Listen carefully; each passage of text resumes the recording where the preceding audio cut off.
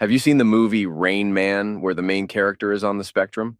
Well, I'm not as extreme as that, but I do have Asperger's syndrome. Mostly, I'm just like everyone else, just with some quirks. Okay, maybe more than just some quirks. People with Asperger's struggle with social cues. While most people know it's time to stop talking when someone yawns, that's not so obvious to us. We're logical and detail-oriented, and you might know someone like us, possibly a tech geek or a brainy type like Sheldon from The Big Bang Theory. I'm particular about things and not very expressive. I find it hard to make eye contact, so I often look at mouths or noses instead. I excel in school because I'm a stickler for rules.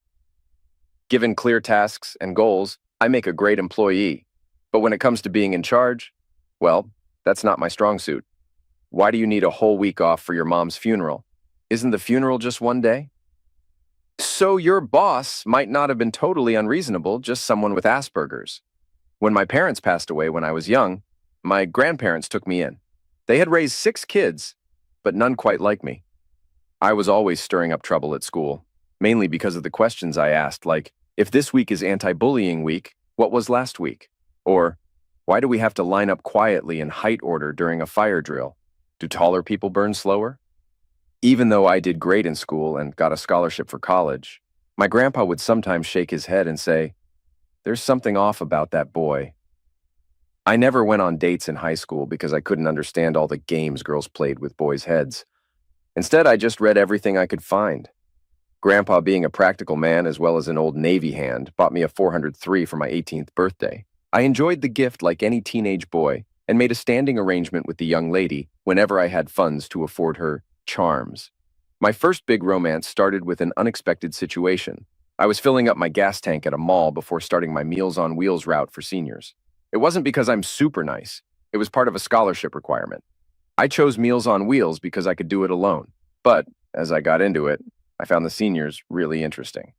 These folks had been through a lot, surviving the Great Depression and shaping our nation's history. They were like living history books, and I could ask them questions, making it even better. They enjoyed sharing their stories with anyone willing to listen. So there I was, paying for my gas, when a girl ran by, being chased by 2 guys, a big one and a smaller one. Suddenly, the girl jumped into my car and locked the doors. The 2 guys kept yelling and hitting my car. The store clerk was already on the phone with emergency. I walked over and yelled, "Hey, back off my car!" The shorter guy, Mutt, demanded I open the car. "I won't do that," I replied firmly. "We'll wait for the police. I need a report for my insurance. And I'll need your info since you both caused damage to the car. It belonged to my grandma and was in perfect shape. I washed it every Saturday with premium wax called Mother's." "Shut up!" the bigger guy, Jeff, cut in. Then he pointed at himself. "The cops are already here, so unlock that junk now." I glanced at Mutt and Jeff. They weren't wearing uniforms or showing badges. "Can I see some ID or a badge, please?" Mutt stepped closer. "We don't have time for this," he muttered to Jeff. Then he grabbed my arm, trying to twist it. I should mention, I took up martial arts to improve my coordination and confidence, which really helps me handle situations like this. They drilled into me the rule: no response unless someone physically touched me. I actually liked this rule because I didn't like being touched. It fit my black and white view of the world with Asperger's. So, I ignored words, but could react to physical acts. I spent 3 times a week and Saturdays at the local Aikido place, so much that it felt like a second home. Back to the present, Mutt was shocked when I countered his arm lock with a move I'd practiced 1,000,000 times in Aikido class for over a decade. As I got up, I said, "You touched me first. Please don't do that again." Then the girl in the car yelled a warning as Jeff charged at me. I thought, this is like my last belt test. I used a move to flip him into a gas pump. The girl laughed at them. "You two can't even handle one pudgy kid. You better bring more buddies before you get hurt." I wasn't laughing. These guys showed no sign of stopping. Jeff quickly got up with a taser. When he tried to use it, I redirected his hand into a bucket of windshield wiper fluid, causing the electricity to shock him badly. I then dodged Mutt's baton and used a squeegee to counter him, tripping him with its handle. The girl stopped laughing when Mutt pulled out a magnum and told me to freeze. During our training, we often practiced tool defense with the motto, "Run from a knife, run at a magnum." The idea was to close the distance because a magnum from afar is more dangerous than a knife. I rolled closer to Mutt because people often aim high. That moment, Mutt did it twice, shattering my car window. The girl screamed. I caught Mutt off guard, quickly disarming him by controlling his wrist and elbow. Right then, Police car showed up, sirens blaring. The cops ordered me to drop the tool. I did, but then someone knocked me down and Mutt jumped on me. I blacked out. I ended up in a cell for over a day, no phone call, no rights read. It turned out Mutt and Jeff were the cops who later offended me while I was restrained. Other inmates left me alone, seemingly impressed I'd stood up to two cops. On the second day, the jail staff, who had been ignoring me, suddenly got nervous. Someone out of their way to say they treated me like any other suspect and had nothing to do with what happened before I got there. "Anthony," the jailer called, opening my cell door. "Come with me." As I walked out, I was surprised to see the girl from my car and an older man waiting. The jailer seemed uneasy as he led me to them. "Here you go, Judge. Your Honor. He's in good shape, just like I said. We kept him safe." The judge didn't respond to the jailer, but examined my face, focusing on a bruise from when Jeff hit me with a phone book. The girl started taking pictures with her phone. "He looks real safe to me. How many of you brave guys did it take?" She glanced at the bruises on my wrists. "Beating up a cuffed man, huh?" The judge waved them off. "That's enough." Then he turned to me. "Let's go, son. We're going to shake things up." With that, the judge walked away, and both the girl and I followed. We sat outside the Metro Police Commissioner's office, watching busy men in suits going in and out with papers. The judge hadn't come out since going in. "Would you like something to drink?" asked the commissioner's administrative assistant. "Yeah, I'll take some watermelon juice," I said. "Watermelon juice?" She seemed surprised. "You said anything," I reminded her. "We only have soda, tea, or coffee, sorry," she clarified. "Oh, so you didn't mean anything. Just soda, tea, or coffee. That's confusing," I remarked. The girl chimed in, "We'll both have soda. Any kind's fine. Thanks." She pulled me to a chair. "Relax, dude. Are you always so uptight?" I don't know what uptight means, but I was just trying to help her be clearer, I explained.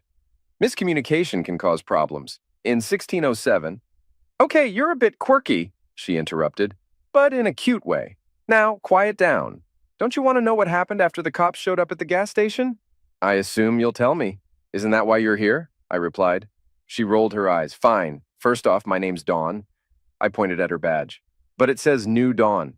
"Yeah, my parents were into crystals and stuff, so technically it's New Dawn. But call me Dawn, okay? Can I call you Tony?" "You can, but I won't answer to Tony because my name's Anthony," I clarified. Dawn chuckled. "All right, Anthony it is. I was running because those two guys tried to nab me for shoplifting." "Were you actually stealing?" Dawn shot me a look. "Seriously? Like a big store cares about some small stuff.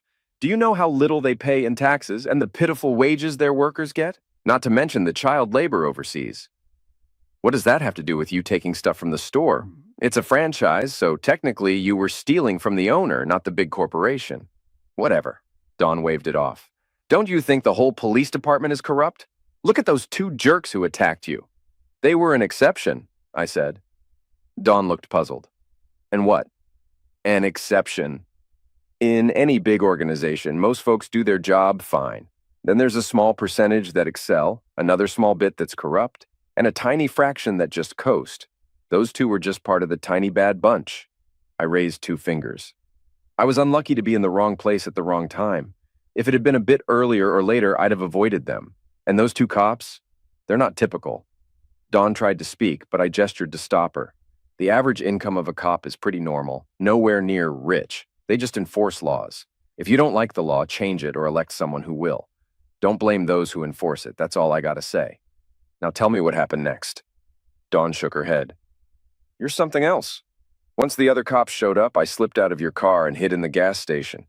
I saw those two cops grab the security footage and threaten the clerk." She held up her phone. "But I recorded everything from the start. They didn't know. They didn't even identify themselves as cops, just went after you. I got it all, even their threats to the clerk. Then I saw the Meals on Wheels stuff in your car. So I called them and said, send lawyers, tools, and money." She glanced at the commissioner's door. "Did you know the judge runs Meals on Wheels?" I nodded. "Yeah, and he's the big shot judge for the county and the top dog in state politics. He even spoke at my graduation." Dawn's eyes widened. "That makes sense." "After I called Meals on Wheels, a bunch of state troopers showed up at the gas station. They took your car, grabbed the clerk and me, and rushed us to the judge's office. He was furious when he saw the footage on my phone. It was like a royal court in there. People showed up fast, even though it was late. Folks in fancy clothes, all sorts, helping to find you. She touched the bruise on my face. Those two jerks were going to bury you in paperwork. Wait till your bruise is faded, then say it was your word against theirs. They even planted pills in your car. Just then, the admin lady got a call. Hanging up, she spoke to me. Anthony, His Honor wants to see you in his office. To sum it up, the two cops got fired and faced charges. The police commissioner was relieved to get rid of them, especially since they had a history of complaints. They were caught working mall security while on duty with Metro PD, which sealed their fate. Other officers involved got reprimands. The commissioner, DA, and judge owed me a favor. They were surprised when I asked them not to penalize anyone else. Those officers had just trusted Mutt and Jeff's story, believing I was part of a gang. I received a substantial payout from Metro. I'm not one for luxury, but I took the money because I knew a jury wouldn't like how I was treated. A week later, Dawn came by. Let's go, Anthony, Dawn said, eyeing my place. Heard you got your check. Time to celebrate. I glanced around my simple place. It's not fancy, but it's home. Whatever, Dawn replied. We're hitting the town tonight. I can't eat any of this, Dawn declared, slamming the menu down. We were at one of the town's finest steakhouses, a spot my grandparents reserved for special occasions when we could afford it. They served the best beef and, when in season, crabs or lobster. Peering over the menu, I asked Dawn, What's the issue with the meat choices? She shot me a disgusted look. I'm a vegetarian, she said, pointing at the menu. Is there anything here that didn't have a brutal ending? You're a vegetarian? I said, surprised. Yeah, she confirmed. I remembered something my grandfather once said. You know, Dawn, the original meaning of vegetarian is poor hunter. Dawn jabbed her finger at me. You're clueless. Nature didn't make us for hamburgers. I countered with another of grandfather's quotes. If nature didn't want us eating hamburgers, why'd they make cows so easy to catch? Ever heard of cheetah burgers? Dawn seemed irritated. Humans weren't meant for meat. Our ancestors lived on wild grains, fruits, and veggies. I gave her a puzzled look. But we're not living in caves anymore. Back then, people barely made it to 20, while cavemen lasted a whole 25 years. She waved me off. No one realizes ancient hunters only succeeded about 10% of the time. Hunting was risky. Easy to break bones, twist ankles, and no medical help. Without plants, they'd starve. Dawn, you're scared of spiders. Can't imagine you munching on termites. She grimaced. Ew, Anthony, gross. I clasped my hands. Cave folks got their protein from insects. Termites were a hit, being 38% protein. Some Venezuelan ones are even 64% protein. They're also loaded with iron, calcium, and amino acids like tryptophan. Dawn brushed it off, flipping the menu. We need to go back to basics like our ancestors. None of this factory farm nonsense. Setting my menu down, I continued. So we shouldn't use penicillin or antibiotics. Perform surgery without anesthesia. Go back to when childbirth was the leading cause of death for women? No, Dawn replied. We need to be more self-sufficient. She gestured around the crowded room. It really bothers me seeing what everyone else is eating. I tried to understand her perspective, but it seemed a bit unreasonable. Dawn, being bothered by what others eat is like getting upset at someone having a donut when you're on a diet. Dawn chuckled and dropped her menu on the table. I'll have a salad, but dessert's on me at your place. Are you sure? I asked, showing her the dessert options on the menu. Tonight's special is homemade key lime pie with whipped cream. I can't think of a better choice for dessert. Well, I was mistaken. Dawn's dessert idea was far better than the key lime pie. Plus, I wasn't used to having key lime pie 3 times in one evening. You haven't been in many relationships, have you? Dawn asked, snuggling up to me as we lay naked on my bed. I held up a finger. Dawn gave me a look and sighed. That's all right. I've only had 3 serious relationships myself. But I've had closeness more than once, I protested, thinking of my escort friend. Oh, you mean closeness, Dawn exclaimed. That's different. I've had it with more than 3 guys. How many? I inquired. I don't remember, she replied, gazing at the ceiling. It's not like I hook up with a guy every month. That's okay if you don't remember. I can do the math, I offered. You started at 17, right? That's the average age, isn't it? Dawn hesitated. Sure, let's go with 17. I started crunching the numbers. If you had a partner every other month for 5 years, that's 30 men. That's a lot. Taking a moment, I added, I don't think I even know 30 guys. Dawn tossed a pillow at me. That can't be right. Well, on average, women have 23.9 partners before marriage, even though most claim to have less than 10. The average age of brides today is 29. You can check it yourself. So your behavior would be considered 1.25 times more promiscuous than average. At your age and current pace, you'd have closeness with over 70 guys before marriage. That's way above average. I glanced at her. Would you call yourself a 403?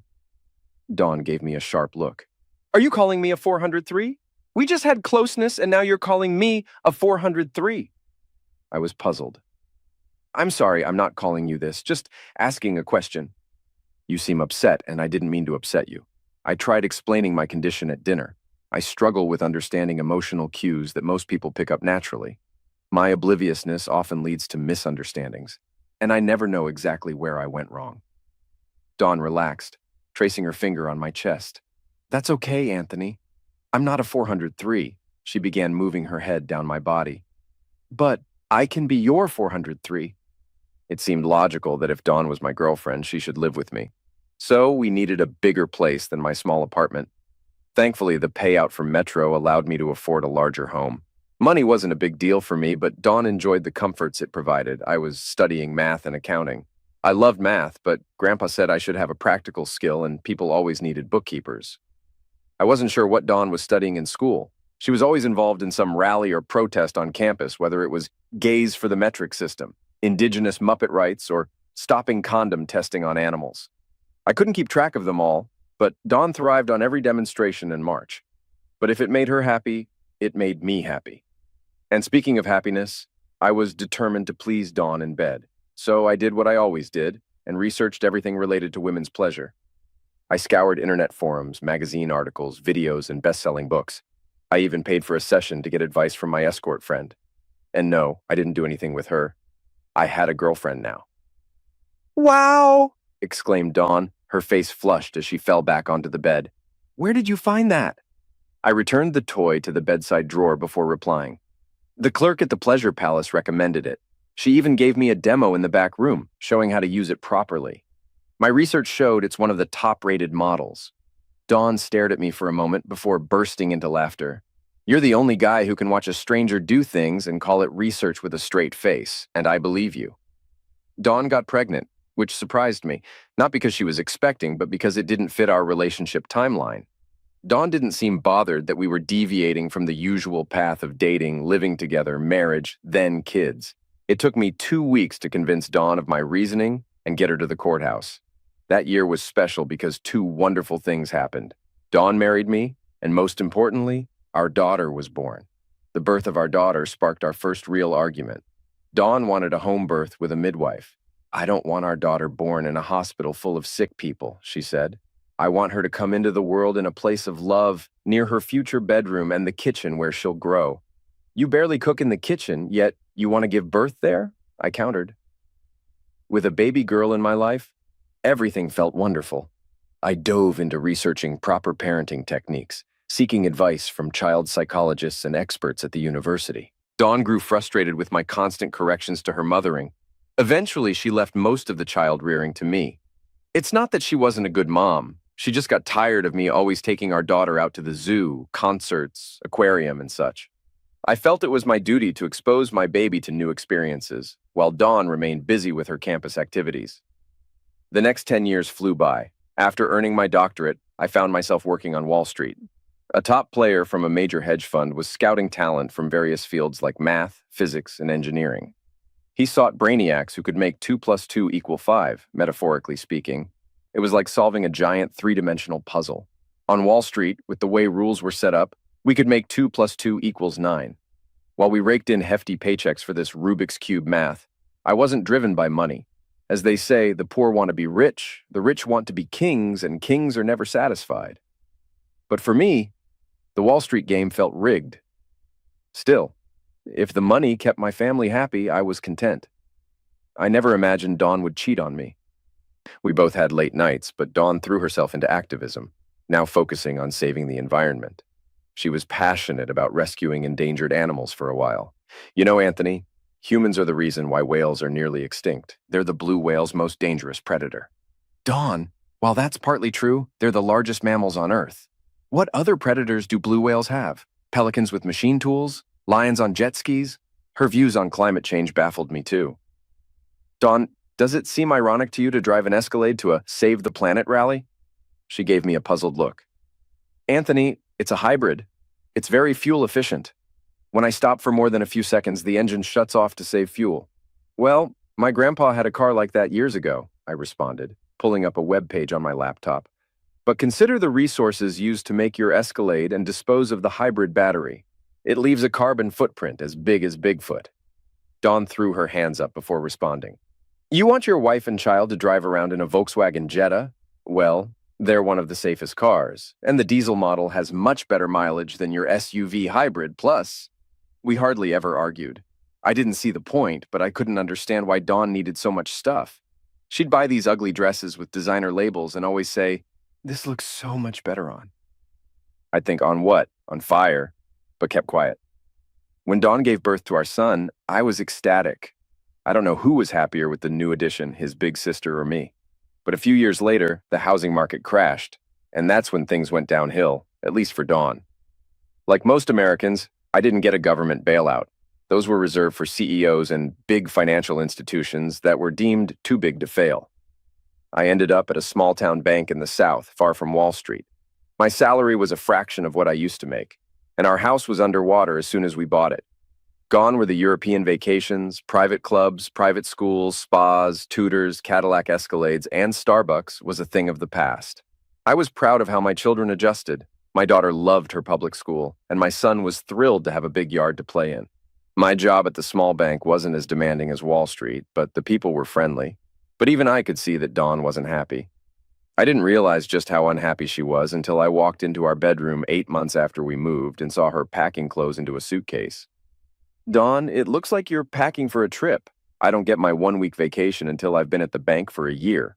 Dawn grabbed a second suitcase from the closet. They need me in Manhattan, Anthony. I'm going to help out with the Occupy Wall Street protest. Dawn, we can't leave now. It's the middle of the school year. I just finished my probation period at work, and our bank accounts are pretty low. Dawn kept folding her clothes. I don't care. Occupy Wall Street is a huge deal. They need me. I'll only be gone a few weeks. Dawn, we need you here. What about our kids? Don't be such a baby, Anthony. Our daughter can take care of herself after school until you get home. I arranged for Janet, the teller at the bank with the kid our boy's age, to have her babysitter watch both her boy and ours until you pick him up. Dawn turned to me. Military families have to deal with long separations when soldiers are deployed. Dawn, you're not a soldier. There's no war going on, and Occupy Wall Street isn't a battle. No one called you up. Dawn waved me off. Anthony, they need me. It's my calling to help lead them. Dawn, you can't lead from a crowd. Dr. Goncalo, a well-known psychologist, showed that being part of a like-minded group activates the pleasure centers of the brain. If you're letting others do your thinking, it's time to move on. Dawn closed her suitcase forcefully. Don't argue with me, Anthony. You're not going to win this one. I sat down, trying to reason with her. In a marriage, either spouse can win if they push far enough. It's called divorce. She turned from her suitcase. We're not becoming one of those 50% marriages that end in divorce. Well, Dawn, the other 50% end in death, as in till death do us part. I tried to explain the practical issues with her trip. The tires on your car won't make it to New York. I was going to replace them next payday. Dawn grabbed her suitcases. I'm not taking the car. I'm getting a ride from a guy I met online who blogs about the movement. And how will you pay for it? We can barely cover expenses this month. Dawn shrugged. He said we could figure something out. For the first time, I didn't have any answers. I sat there, stunned, and didn't even hear the car that drove Dawn away. I do know she didn't even kiss her children goodbye. I couldn't understand why Dawn left. I told the kids Mommy was at a rally up north, but I didn't know when she'd be back. The media had a blast when they found out a protester at Occupy Wall Street was married to a banker. They called Dawn Occumom. Even in our small town, this caused problems.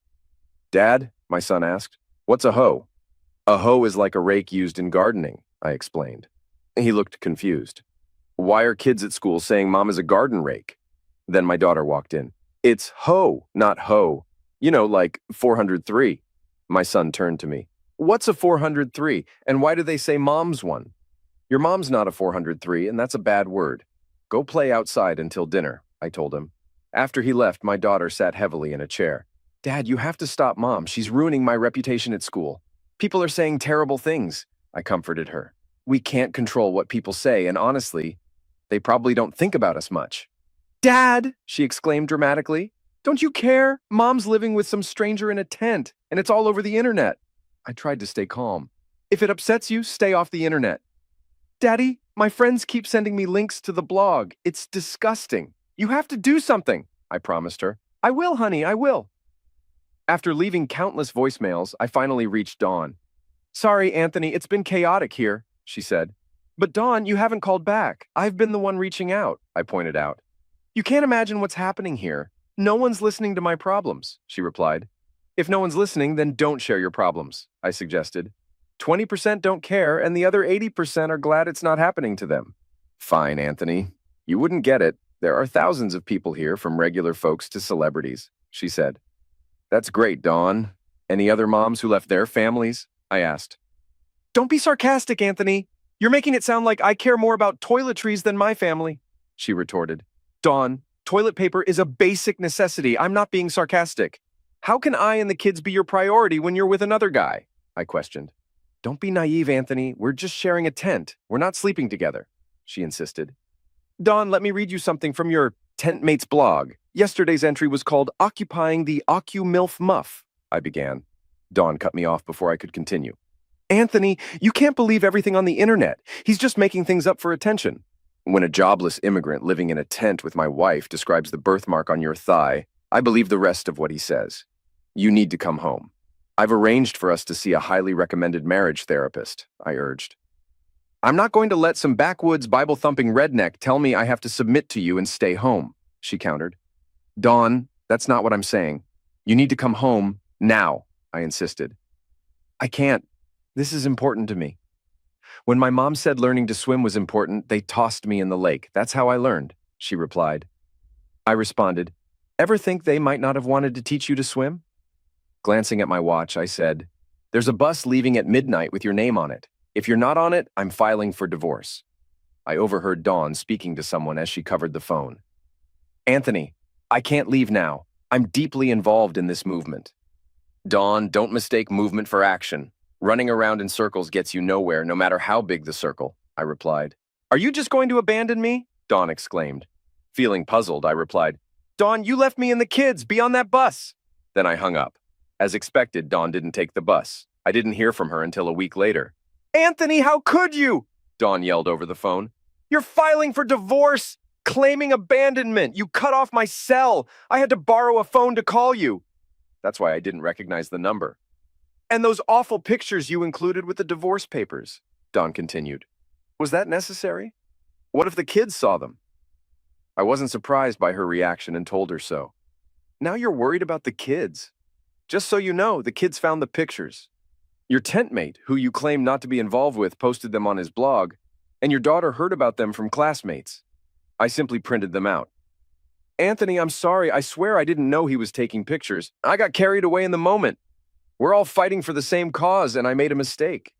How long did this moment last, Dawn? I sent you 7 pictures, each with a timestamp from 7 consecutive nights. Okay, Anthony, it wasn't the smartest move to sleep with him, but in my defense, it was just one guy, Dawn explained. I couldn't believe what I was hearing. How does the number of partners matter? With the background noise, I strained to hear Dawn's response. Anthony, you need to see this in perspective. Is my mistake worth losing everything over? Our marriage doesn't have to be over because of this. Plenty of couples have gone through worse and come out stronger. This event could actually strengthen our marriage. Dawn, that's as confusing as when Yogi Berra said, if you don't go to other people's funerals, they won't come to yours. As I adjusted the phone, Dawn continued. Listen, I have a guy here who's connected. His dad owns a major law firm in this state. He's saying you'll get destroyed in court if you keep pushing for this divorce. Amidst the noise, a man's voice took over the phone. Hello? Can you hear me, Anthony? Yes, I can, I responded. Buddy, you're handling this all wrong, the voice said. I come from a big law firm, and I've seen guys like you get crushed by the courts every day. If I represent your wife, you're going down. Do you even know who you're dealing with? This conversation felt odd. Sorry, I don't know who your father is. Maybe your mom didn't tell you. What? The voice on the other end spluttered. Staying calm, I replied, maybe your mom had relations with so many men that it's hard to pinpoint who your father is. I'm here to help if you need assistance. Do you have any features that suggest African American, Hispanic, or Asian heritage? You jerk! The man yelled. My family has been in this country since it was a colony. Why are you getting so upset? I asked honestly. I'm just trying to help. Plus, I wasn't the one whose mom had multiple partners before you were born. Maybe you should check if she lived near a military base when you were conceived. The government keeps a DNA database so you could confirm who your mom used as a sperm donor. I'm going to destroy you in court, I heard the guy shout before Dawn must have taken the phone from him. Anthony, are you still there? Dawn asked. Yeah, I'm here, Dawn. Are you sure you want that guy to represent you in our divorce? He seems pretty unstable, probably because he's unsure about his dad. Forget him. Forget this divorce, Dawn said. Everyone cheats at least once in a marriage. It's not a big deal anymore. You're wrong, Dawn.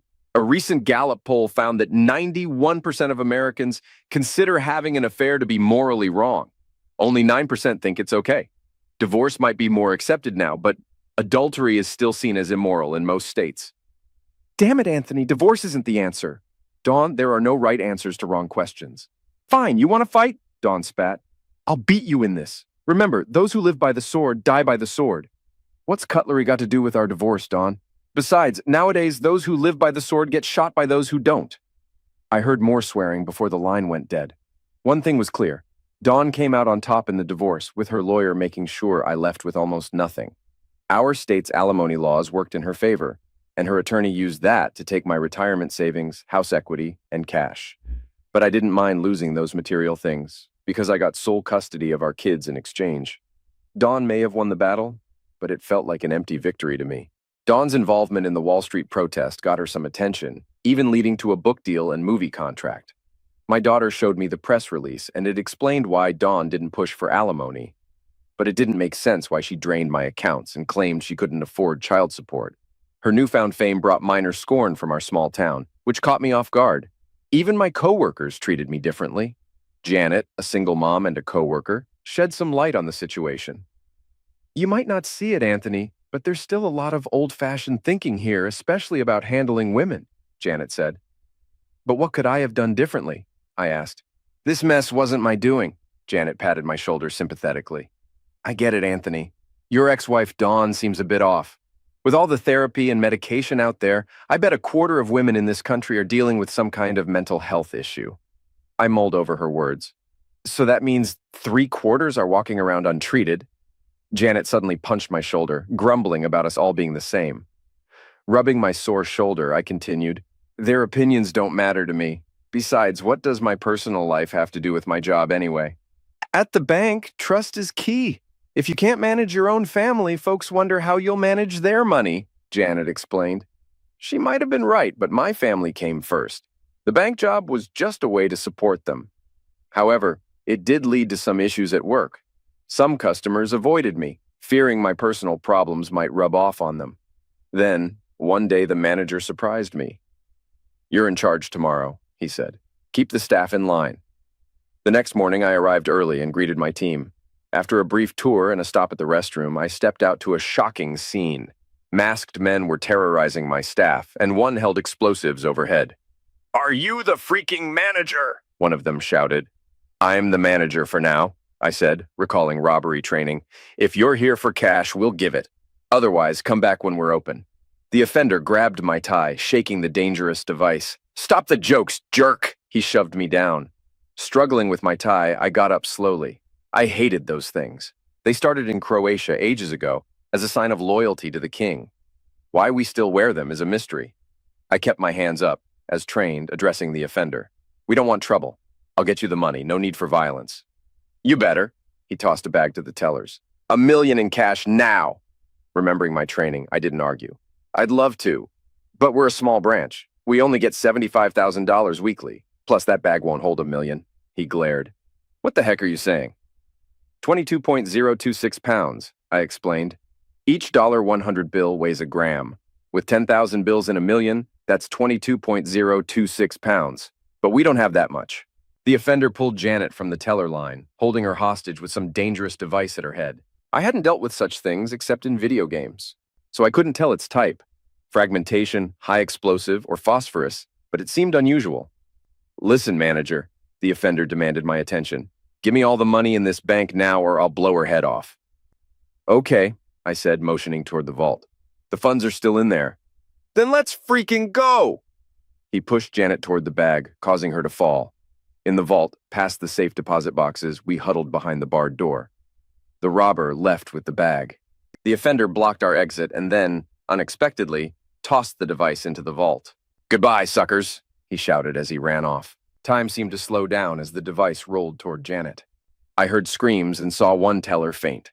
Remembering I was in charge, I dropped to grab it, feeling like I was moving through syrup, but managed to catch it. I knocked Janet down and dashed towards the vault exit, feeling like I was running through thick mud. It seemed to take ages, but I finally made it out, using my foot to shut the vault door. I knew the sturdy old door would shield everyone inside from the blast, but in front of me, the barred door to the safety deposit room was closed, trapping me inside with the device. Spotting an open safety deposit box we used for demos, I stuffed it inside and shut the lid tight. Grabbing the box with my left hand, I pushed it into an open slot in the wall filled with other boxes. Then everything exploded into blinding light, and I was thrown backward over the counter. As my vision cleared, my ears were ringing and my body felt like it was covered in bee stings. Janet was kneeling in front of me, her lips moving but no sound coming out. She pulled off my necktie and used it to wrap my left hand. I looked up and saw a hole where I'd put the device. Smoke lingered in the room and my face was sweaty. Wiping my brow with my hand, I saw it was covered in blood. More of the staff gathered around, but I still couldn't hear them. I tried to get up, but I felt too heavy. Janet signaled for me to stay down, then began to take off her blouse. Her perfume was a relief from the smell of tool powder, and I was trying to guess the scent when I blacked out. The fog lifted from my mind slowly, and I realized I was lying in a hospital bed. Bandages were wrapped around my left hand and foot. A doctor in a white coat stood nearby, jotting down notes on a chart. "Welcome back, Rambo," the doctor said casually, not bothering to look up. "I removed a lot of shrapnel from your face and scalp, but you'll heal up fine. Plus, chick dig scars." He pointed his pen at me. "You also lost a couple of fingers and your thumb," he continued. "But luckily, there was enough of your thumb left to transplant your big toe onto your hand. With some rehab, you'll regain about 80–85% of movement in that hand, though I doubt you'll be tickling the ivories at Carnegie Hall anytime soon." I was puzzled. "Doc, I've never played the piano, let alone at Carnegie Hall." The doctor just shrugged. "Good thing someone used your tie to stop the bleeding. That quick thinking might have saved your life." With that, he hung up my chart and left the room. I felt someone move on the other side of the bed and saw the bank manager standing there. "Anthony, you crazy son of a witch," he said, shaking his head.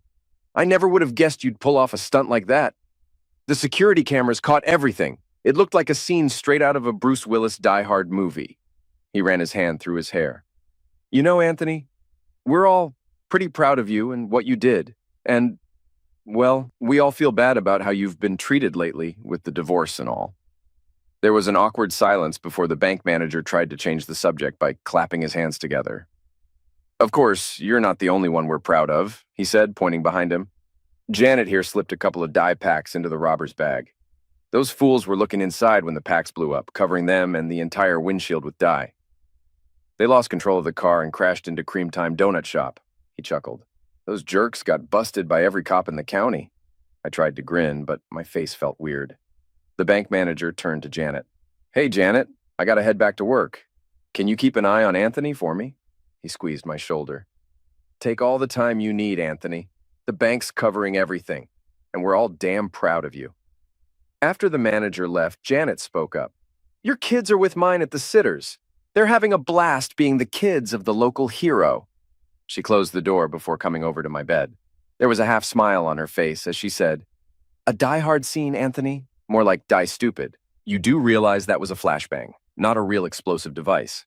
"It was an M84 flash device," I interjected, realizing what had happened. "Standard issue, 2/3 of a pound, packed with magnesium and ammonium." Janet shook her head. "I don't know about all that, but if you hadn't gone all action hero, we'd just have a bunch of ringing ears." I glanced at the bandages on my hand. "Yeah, by trapping that blast in the safety deposit box, I turned a harmless bang into a real explosion." I knew I hadn't meant to put everyone in danger, but I still felt foolish. "Sorry, Janet, I never meant to risk the bank or its staff." Janet grinned at me. "Forget about the bank. They're loving the attention. And you're my hero. I don't just strip down for anyone, you know. She wiped her lipstick off my mouth. They all need a slice of humble pie for how they treated you? I've got some friends at the sheriff's office. They're spinning it like you diffused a real explosive device. They won't admit it was a flashbang, but they won't deny it either. I pointed at her with my good hand. But Janet, won't the truth come out in court? She chuckled. Those idiots took a plea deal. They're not going to admit it was a flashbang. It's better for their rep in prison if everyone thinks they were big shots. Using a glorified firecracker doesn't sound as tough. Enjoy the hero status. Heck, you might even be the town's parade marshal this year. I shrugged, feeling uneasy, but too exhausted to care. Janet gave my thigh a squeeze. And you owe me a blouse. Plus, the bank owes you some cash, and I'm collecting. I never did get to buy Janet that blouse. She refused to take any money, even for taking care of my kids during my hospital stay. Keep your money, Anthony, Janet insisted as I tried to pay her back. The boys keep each other busy, and your daughter is like the daughter I always wanted. I knew better than to argue, but I made a mental note to set up a college fund for her kids. As we pulled up to Janet's house, I was surprised to see a fancy limo parked outside. My surprise grew when I spotted my ex-wife Dawn and another woman on the porch. Janet muttered under her breath, "Somewhere a village is missing its idiot," as she helped me out of the car. Dawn and a serious-looking woman stayed on the porch as Dawn helped me up the driveway. "Oh my God," Dawn exclaimed as she reached out to me. "I flew here as fast as I could and got a limo." I stood still as Dawn hugged me. When she let go and stepped back to look at me, I noticed something in her eyes.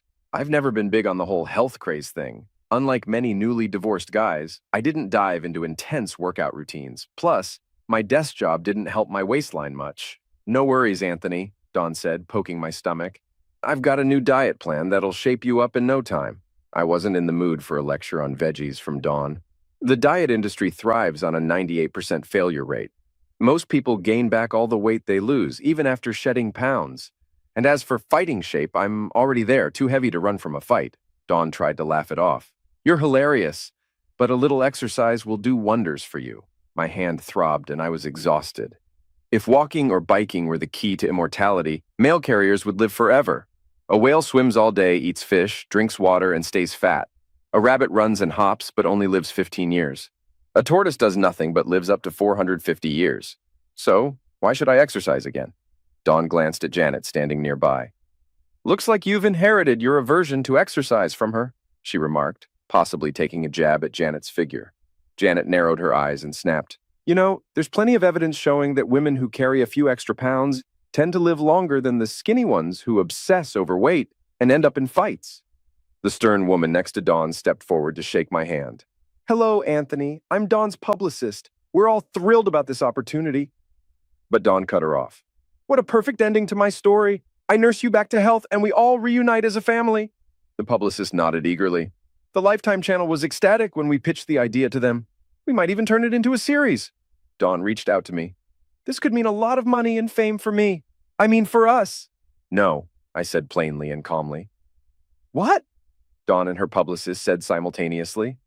"No," I repeated. "What part of no didn't you understand?" The publicist went into damage control mode. "Anthony, I'm on your side here, so you need to listen to Dawn." I shook my head at her. No matter the argument, there's always someone on your side that you wish was on the other. The publicist acted as if I hadn't spoken. "I know you've been through a lot lately, and you might not be thinking clearly. The recent head injury and the shock of your and Dawn's separation may have clouded your judgment. You really should consider this opportunity. It's not every day that something like this comes your way." Janet gripped my arm to guide me toward the door before addressing the publicist. "In that case, you'd better call before dropping by. We wouldn't want to mistake you for opportunity knocking." Dawn stepped in front of me. "Anthony, stop! What are you doing? We belong together. You need me. You know you won't find anyone else like me." I stared at her for a while. "Dawn, that doesn't even make sense. I don't even like you. Why would I want to find someone remotely similar to you?" Dawn tried a different approach. "Things aren't the same anymore, Anthony." Her words made me cringe as she went on. "This is going to be a best-selling book and a national TV show. Do you really want to be painted as the villain? I mean, if I walk off this porch, by the time I'm done telling the story, even the dog will hate you." "That's not true, Dawn. The dog won't care." Dawn turned to Janet. You're one of those Bible-thumping believers, aren't you? Isn't there something in Corinthians or Genesis about forgiveness or something you can use to help me out here? Janet released my arm to face Dawn and her publicist. Well, I don't have any Bible verses for you, but I do have one that might help Anthony. She glanced at Dawn and gestured toward the street. Get out of my house. Then Janet turned to wink at me. That's from Exodus. Dawn and the publicist were taken aback. You can't talk to me like that, Dawn stuttered. Janet kept walking me toward the door, speaking without looking back. I'd shoot you both in the head, but that'd just be a scratch, Dawn blurted out. We'll see what the sheriff has to say about your threats. This time, Janet did turn around, holding her cell phone out. Uncle Bob, the town sheriff is number 6 on speed dial. When Dawn and the publicist didn't take the phone, Janet continued, I have a loaded Magnum, 8 acres of land and a shovel. Don't mess with me or the people I care about. I hobbled through the door as Janet closed it behind me. Dawn's book ended up in the bargain bin pretty quickly, and her movie, well, it didn't even make it to straight-to-video level. Her 15 minutes of fame were short-lived. To her credit, she did try to visit the kids when she had time. We could tell how her career was going by the type of transportation she used when she came by. Limos turned into town cars, then taxis, and eventually shared shuttles. Dawn still came bearing gifts and stories of projects in development on each visit. The last time she came to town, she was with a washed-up actor driving a beat-up old Mercedes. My son caught her latest production, some cheesy, low-budget reality show way up in the cable TV channels. Janet joked that Dawn suffered from vapidus locatus. What's that? I asked. Janet explained. It's a made-up condition where people seek attention without actually achieving anything. They end up on obscure cable channels in the middle of the night, then fade into obscurity, only showing up occasionally in ads for personal hygiene or reverse mortgages. Dawn deserves our sympathy and maybe 7 seconds of our attention. The kids found it funny, so I don't think Janet was serious or that vapidus locatus is a real thing. Meeting Janet's brother was a pleasant surprise. He's also on the autism spectrum, which explains a lot about her understanding. Eventually, Janet and I got together. It just made sense since we had so much in common, and combining our families and resources allowed us to live a typical middle-income life. The kids adore Janet, and so do I. Heck, I even got invited to ride on the main float in the Founders' Day parade. People often think you need money to be wealthy, but I've learned that being rich doesn't always mean having lots of cash. It's not about what you have, but who you have with you.